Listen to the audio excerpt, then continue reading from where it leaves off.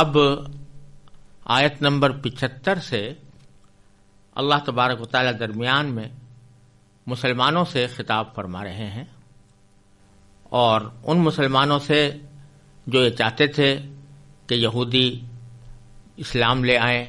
اور اسلام کی مخالفت سے دستبردار ہو جائیں، ان سے خطاب کرتے ہوئے اللہ تبارک و تعالی آگے کی آیات ارشاد فرما رہے ہیں۔ میں ان کی تلاوت کرتا ہوں اور اس کے بعد ان کا ترجمہ اور پھر تھوڑی سی تشریح۔ اعوذ باللہ من الشیطان الرجیم، بسم اللہ الرحمن الرحیم۔ افتطمعون ان یؤمنوا لکم وقد کان فریق منہم یسمعون کلام اللہ ثم یحرفونہ من بعد ما عقلوہ وہم یعلمون۔ وَإِذَا لَقُوا الَّذِينَ آمَنُوا قَالُوا آمَنَّا وَإِذَا خَلَا بَعْضُهُمْ إِلَى بَعْضٍ قَالُوا أَتُحَدِّثُونَهُمْ بِمَا فَتَحَ اللَّهُ عَلَيْكُمْ لِيُحَاجُّوكُمْ بِهِ عِندَ رَبِّكُمْ أَفَلَا تَعْقِلُونَ۔ اولا يعلمون ان اللہ يعلم ما يسرون وما يعلنون ومنهم امیون لا يعلمون الكتاب الا امانی وانهم الا يظنون۔ فویل للذین یکتبون الكتاب بأیدیہم ثم یقولون هذا من عند اللہ لیشتروا به ثمنا قلیلا وَوَيْلٌ لَّهُم مِّمَّا كَتَبَتْ أَيْدِيهِمْ وَوَيْلٌ لَّهُم مِّمَّا يَكْسِبُونَ۔ وَقَالُوا لَن تَمَسَّنَا النَّارُ إِلَّا أَيَّامًا مَّعْدُودَةً قُلْ أَتَّخَذْتُمْ عِندَ اللَّهِ عَهْدًا فَلَن يُخْلِفَ اللَّهُ عَهْدَهُ أَمْ تَقُولُونَ عَلَى اللَّهِ مَا لَا تَعْلَمُونَ۔ بلا من کسب سیئۃ وأحاطت به خطیئته فأولئک اصحاب النار هم فيها خالدون۔ والذین آمنوا وعملوا الصالحات أولئک اصحاب الجنہ هم فيها خالدون۔ ان آیات کا ترجمہ یہ ہے کہ مسلمانوں، کیا اب بھی تمہیں یہ لالچ ہے کہ یہ لوگ تمہارے کہنے سے ایمان لے آئیں گے؟ حالانکہ ان میں سے ایک گروہ کے لوگ اللہ کا کلام سنتے تھے، پھر اس کو اچھی طرح سمجھنے کے بعد بھی جانتے بوجھتے اس میں تحریف کر ڈالتے تھے، اور جب یہ لوگ ان مسلمانوں سے ملتے ہیں جو پہلے ایمان لا چکے ہیں تو زبان سے کہہ دیتے ہیں کہ ہم بھی ایمان لے آئے ہیں، اور جب یہ ایک دوسرے کے ساتھ تنہائی میں جاتے ہیں تو آپس میں ایک دوسرے سے کہتے ہیں کہ کیا تم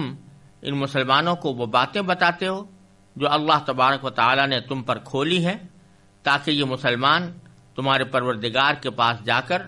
انہیں تمہارے خلاف دلیل کے طور پر پیش کریں؟ کیا تمہیں اتنی بھی عقل نہیں؟ کیا یہ لوگ جو ایسی باتیں کرتے ہیں یہ نہیں جانتے کہ اللہ کو ان ساری باتوں کا خوب علم ہے جو وہ چھپاتے ہیں اور جو وہ ظاہر کرتے ہیں؟ اور ان میں سے کچھ لوگ ان پڑھ ہیں جو کتاب یعنی تورات کا علم تو رکھتے نہیں، البتہ کچھ آرزوئیں پکائے بیٹھے ہیں،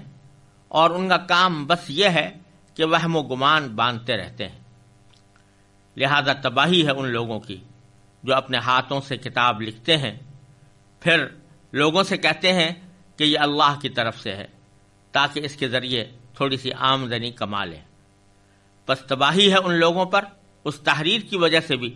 جو ان کے ہاتھوں نے لکھی، اور تباہی ہے ان پر اس آمدنی کی وجہ سے بھی جو وہ کماتے ہیں۔ اور یہودیوں نے کہا ہے کہ ہمیں گنتی کے چند دنوں کے علاوہ آگ ہرگز نہیں چھوئے گی۔ آپ ان سے کہیے کہ کیا تم نے اللہ کی طرف سے کوئی عہد لے رکھا ہے جس کی بنا پر وہ اپنے عہد کی خلاف ورزی نہیں کر سکتا، یا تم اللہ کے ذمے وہ بات لگا رہے ہو جس کا تمہیں کچھ پتہ نہیں؟ آگ تمہیں کیوں نہیں چھوئے گی؟ جو لوگ بھی بدی کماتے ہیں اور ان کی بدی انہیں گھیر لیتی ہے تو ایسے ہی لوگ دوزخ کے باسی ہیں، وہ ہمیشہ اس میں رہیں گے۔ اور جو لوگ ایمان لاتے ہیں اور نیک عمل کرتے ہیں تو وہ جنت کے باسی ہیں، وہ ہمیشہ اس میں رہیں گے۔ ان آیات کریمہ میں بنی اسرائیل کی نافرمانیوں اور بدعملیوں کا ذکر کرنے کے درمیان مسلمانوں سے خطاب کیا گیا ہے، کیونکہ مسلمان جب یہودیوں کو دیکھتے تھے اور ان کی سرکشیوں کا اپنی آنکھوں سے نظارہ کرتے تھے تو ان کے دل میں یہ تڑپ پیدا ہوتی تھی کہ یہ لوگ کسی طرح اسلام لے آئیں۔ اسی طرح بعض حضرات مسلمانوں میں سے ایسے تھے کہ جو ان کے ظاہری محبت کے مظاہروں سے بعض اوقات فریب کھانے لگے، یعنی جب کبھی بعض یہودی آ کر گول مول الفاظ میں اس بات کا اظہار کرتے تھے کہ ہم بھی ایمان لائے ہوئے ہیں، تو مسلمانوں کے دل میں یہ لالچ پیدا ہو جاتا تھا، یہ خیال پیدا ہو جاتا تھا کہ شاید یہ لوگ سچے ہوں اور ایمان لے آئیں۔ تو اللہ تبارک و تعالی یہاں ان آیات میں مسلمانوں کو متنبہ کرنا چاہتے ہیں کہ ایک تو تم لوگوں کو ان کے ایمان لانے پر اتنا زیادہ افسوس نہ کرنا چاہیے کیونکہ ان کی سرشت ہی ایسی ہے، اور دوسری طرف ان کے ظاہری الفاظ سے دھوکہ نہیں کھانا چاہیے، اور یہ نہ سمجھنا چاہیے کہ ان کے ظاہری الفاظ میں جو معنی ہے وہی ان کو مراد بھی ہیں، در حقیقت یہ کہتے کچھ ہیں اور اندر سینوں میں ان کے کچھ اور بات ہوتی ہے، لہذا ان سے ہوشیار رہنے کی ضرورت ہے۔ اس سیاق میں یہ آیات کریمہ نازل ہوئی ہیں، اور ان میں یہودیوں کے دو قسم کے گروہوں کا ذکر کیا گیا ہے۔ ایک تو یہودیوں میں وہ لوگ تھے جو تورات کے عالم تھے، جن کے پاس تورات کا علم تھا اور وہ تورات کو اچھی طرح پڑھے ہوئے بھی تھے اور اس کے معنی کو بھی سمجھتے تھے۔ وہ لوگ تو ایسے تھے کہ جانتے بوجھتے تورات اللہ تبارک و تعالیٰ کی نازل کی ہوئی کتاب میں جانتے بوجھتے تحریف کرتے تھے، یعنی اس کو بگاڑ کر لوگوں کے سامنے پیش کرتے تھے۔ اور دوسرے گروہ کا جو ذکر فرمایا گیا ہے یہ عام لوگ تھے، تورات کا علم ان کے پاس نہیں تھا، وہ براہ راست تورات سے استفادہ بھی نہیں کر سکتے تھے، لیکن اپنے علماء سے جو باتیں انہوں نے سن رکھی تھیں اس کی بنیاد پر انہوں نے اپنی تمنائیں اور آرزوئیں باندھی ہوئی تھیں کہ ہمیں اللہ تبارک و تعالی آخرت میں جنت عطا فرمائیں گے اور ہمیں آگ یا تو چھوئے گی ہی نہیں، یا اگر چھوئے گی تو چند دنوں کے لیے چھوئے گی اور اس کے بعد پھر ہمیں ہمیشہ جنت میں رہنا ہوگا۔ تو اس سیاق میں اللہ تبارک و تعالی فرما رہے ہیں مسلمانوں سے کہ افتطمعون ان یؤمنوا لکم، مسلمانوں کیا اب بھی تمہیں یہ لالچ ہے کہ یہ لوگ تمہارے کہنے سے ایمان لے آئیں گے؟ وقد کان فریق منہم یسمعون کلام اللہ، حالانکہ ان میں سے ایک گروہ کے لوگ اللہ کا کلام سنتے تھے، ثم یحرفونہ، پھر اس میں اچھی طرح سمجھنے کے بعد اس میں تحریف کرتے تھے، من بعد ما عقلوہ، بعد اس کے کہ وہ اس کو سمجھ چکے تھے، وہم یعلمون، اور یہ تحریف کا ارتکاب وہ جان بوجھ کر کرتے تھے۔ یعنی فرمایا جا رہا ہے کہ اللہ تبارک و تعالیٰ تمہیں بتانا چاہتے ہیں کہ یہ لوگ ایسے ہیں کہ ایسا نہیں ہے کہ کسی نادانی کی وجہ سے گمراہی میں پڑ گئے ہوں، جہالت کی وجہ سے گمراہی میں پڑ گئے ہوں، بلکہ یہ خوب اچھی طرح جانتے ہیں کہ ان کی تورات میں کیا لکھا ہوا تھا اور اس میں کس طرح اللہ تبارک و تعالیٰ نے نبی کریم سرور دو عالم صلی اللہ علیہ وسلم کی تشریف آوری کے بارے میں ان کو صاف علامتیں بتائی ہوئی تھیں، وہ اس کو اچھی طرح سمجھتے بھی تھے، لیکن جان بوجھ کر تورات میں تحریف کرتے تھے۔ تحریف کے معنی یہ ہے کہ اس کو بگاڑتے تھے، اور بگاڑنے کی دو صورتیں ہوتی ہیں، ایک تو یہ کہ وہ الفاظ ہی میں تبدیلی کر دیں، جو تورات کے اندر اللہ تعالیٰ نے الفاظ نازل کیے تھے ان کو بدل دیں، اور دوسرے معنی تعریف کے یہ ہوتے ہیں کہ الفاظ تو اگرچہ وہی برقرار رہیں لیکن اس کی تعویل ایسی کریں یا اس کے معنی ایسے بیان کریں جو حقیقت کے خلاف ہو۔ پہلی قسم کی تحریف کو تحریف لفظی کہا جاتا ہے اور دوسری قسم کی تحریف کو تحریف معنوی کہتے ہیں، اور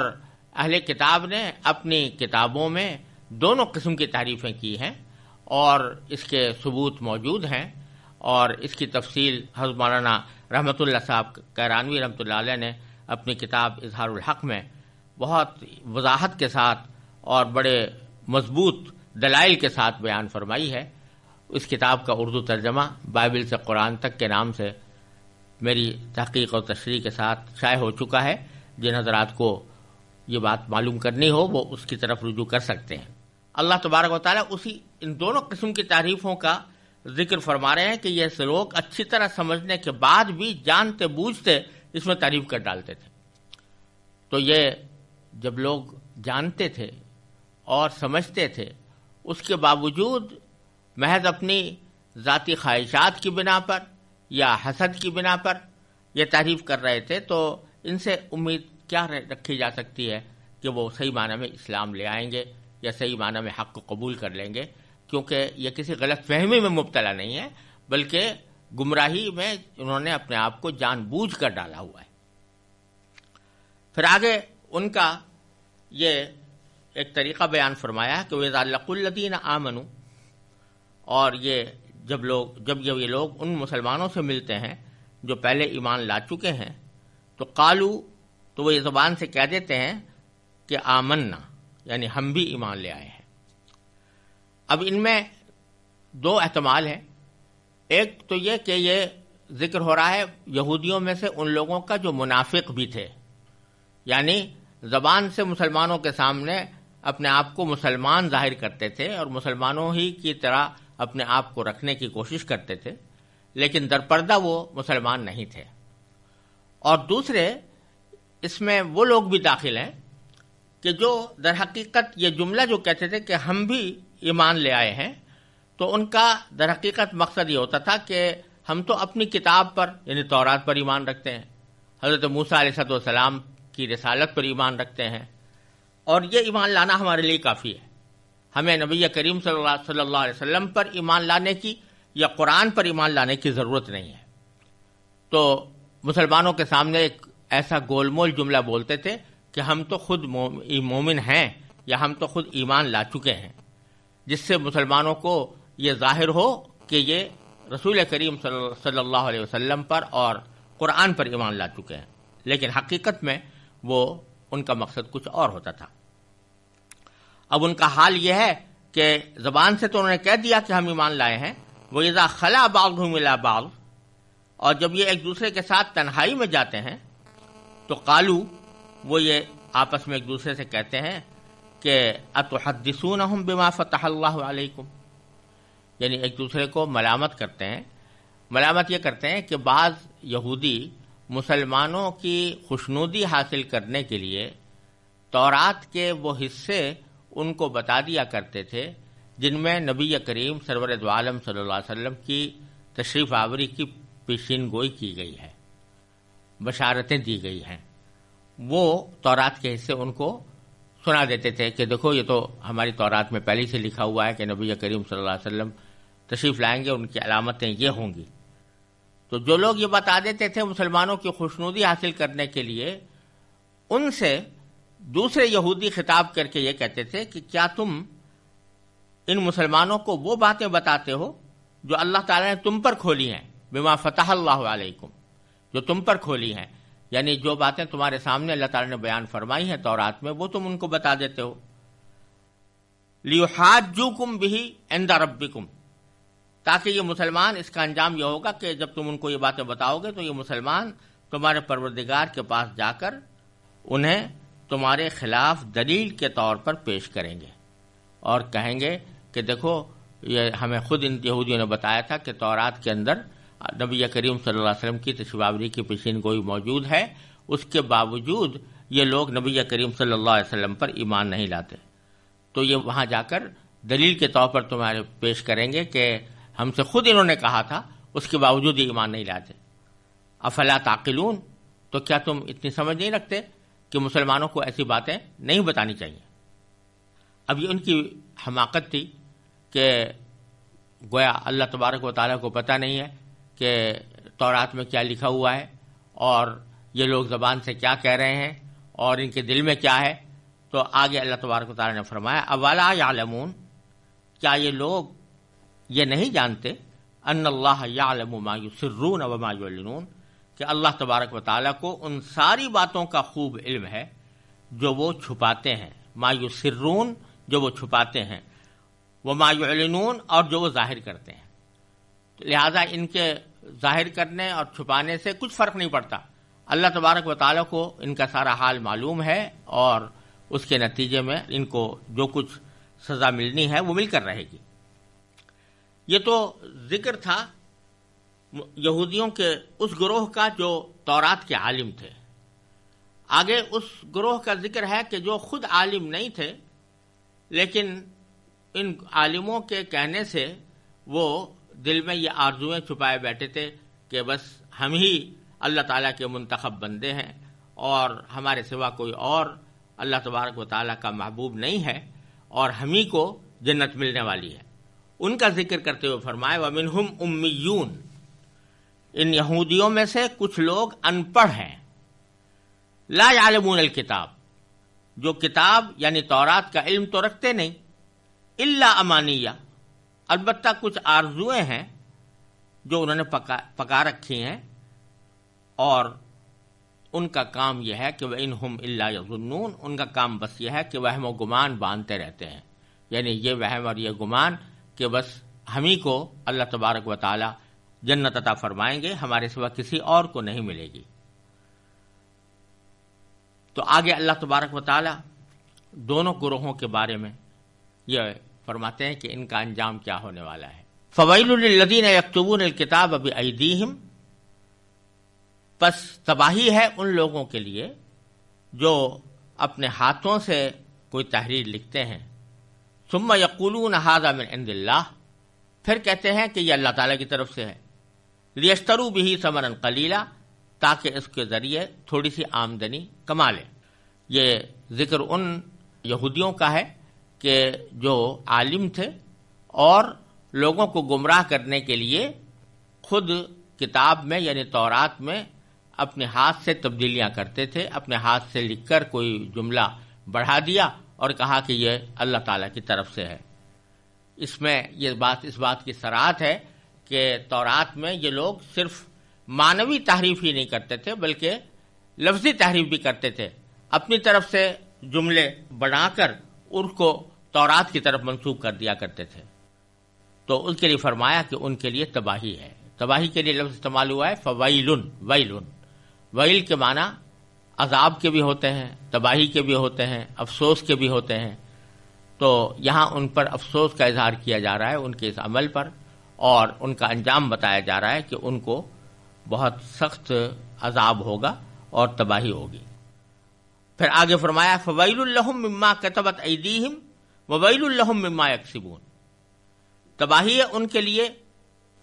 اس تحریر کی وجہ سے بھی جو ان کے ہاتھوں نے لکھی ہے،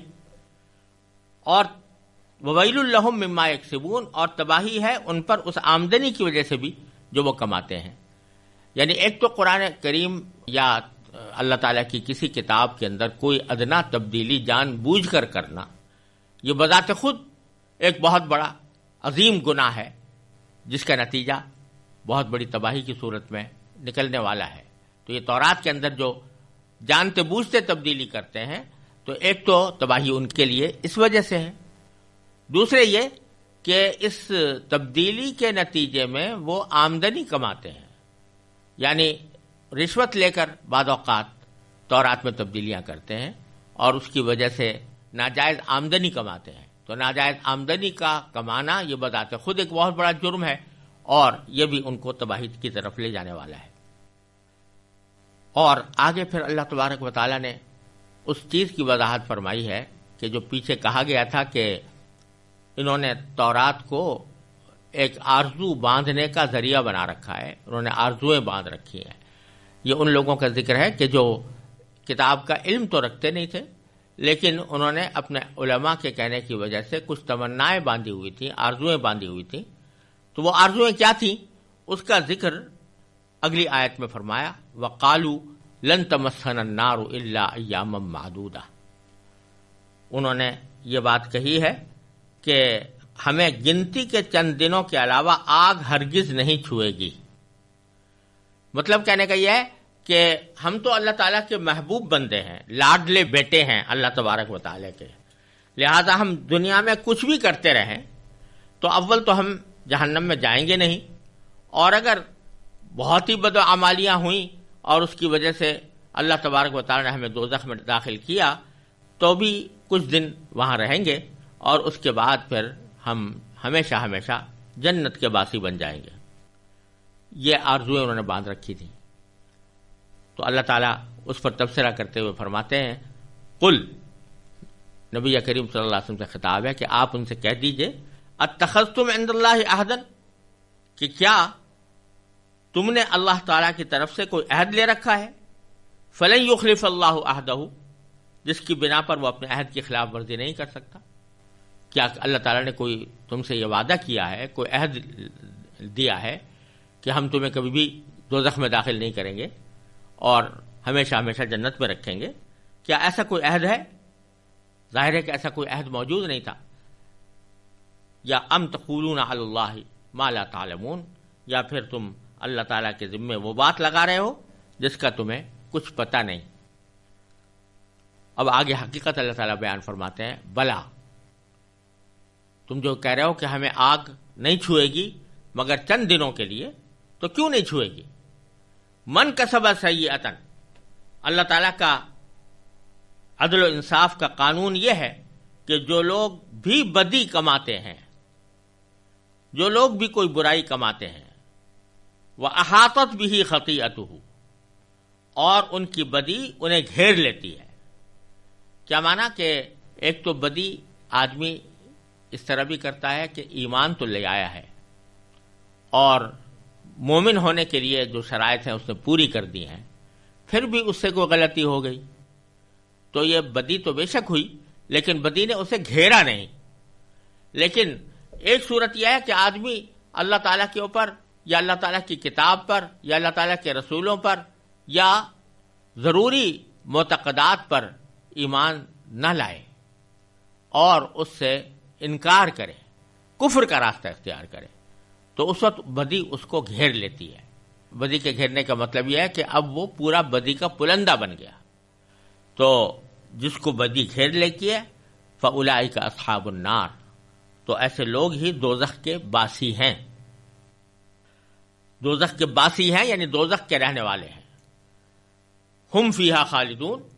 وہ اس دوزخ میں ہمیشہ ہمیشہ رہیں گے۔ اور دوسری طرف والذین آمنوا وعملوا الصالحات، جو لوگ ایمان لاتے ہیں اور نیک عمل کرتے ہیں، اولئک اصحاب الجنہ، تو وہ جنت کے باسی ہیں، ہم فیہا خالدون، وہ ہمیشہ اس جنت میں رہیں گے۔ تو بتلایا یہ کہ ایسا نہیں ہے کہ اللہ تبارک و تعالیٰ نے کسی خاص نسل کو یا کسی خاص قوم کے لوگوں کو منتخب کر لیا ہو کہ بس یہ ہمارے چہیتے ہیں، ہمارے لاڈلے ہیں، اور یہ دنیا میں جو کچھ بھی کرتے رہیں، ایمان لائیں یا نہ لائیں، اچھے عمل کریں یا نہ کریں، گناہوں کا ارتکاب کریں، نافرمانیاں کریں، پھر بھی چونکہ ہمارے چہیتے اور لاڈلے بیٹے ہیں، اس واسطے ہم ان کو ضرور جنت میں داخل کریں گے۔ یہ محض ایک گمان ہے، محض ایک آرزو ہے، حقیقت سے اس کا کوئی تعلق نہیں۔ اللہ تعالیٰ کا قانون یہ ہے کہ آدمی کسی بھی رنگ و نسل سے تعلق رکھتا ہو، کسی قوم سے تعلق رکھتا ہو، اصل دار و مدار اس کے عقیدے اور اس کے عمل کا ہے۔ اگر اس کا عقیدہ درست ہے اور عمل صحیح ہے تو وہ انشاءاللہ جنت میں جائے گا، اور اگر اس کے عقیدے میں خرابی ہے اور وہ ایمان کے تقاضوں کو پورا نہیں کرتا تو وہ جہنمی اور دوزخی ہے۔ اور اگر کوئی شخص ایمان تو لے آیا ہے اور پھر کسی بدی کا ارتکاب کرتا ہے تو اس بدی کے ارتکاب کی حد تک اس کو سزا ملے گی، لیکن وہ ہمیشہ جہنم میں نہیں رہے گا۔ یہ اللہ تعالیٰ کا قانون ہے، اور اسی قانون کا اللہ تعالیٰ نے ان آیات میں ذکر فرمایا ہے۔